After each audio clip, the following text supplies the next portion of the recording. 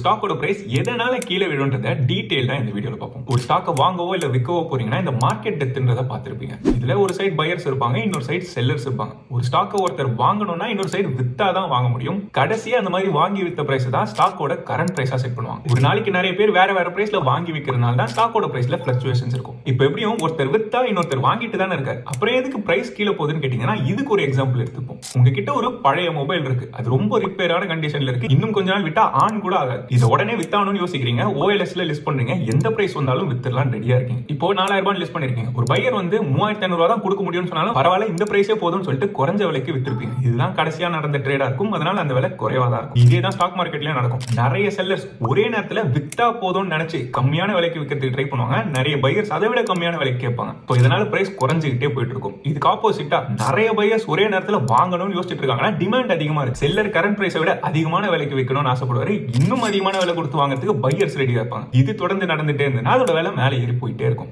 பேசிக்கா demand and சப்ளையை பொறுத்து தான் ஒரு ஸ்டாக்கோட பிரைஸ் டிட்டர்மைன் செய்யப்படுது. இந்த மாதிரியான ஸ்டாக் மார்க்கெட் ரிலேட்டட் பேசிக்கான information A to Z கத்துக்கணும்னா financeboost.in வெப்சைட்டை விசிட் பண்ணுங்க. ரெகுலரா ஃபினான்ஸ் ரிலேட்டட் கண்டென்ட் பார்க்கணும்னா இந்த சேனலை இப்பவே ஃபாலோ பண்ணிக்கோங்க.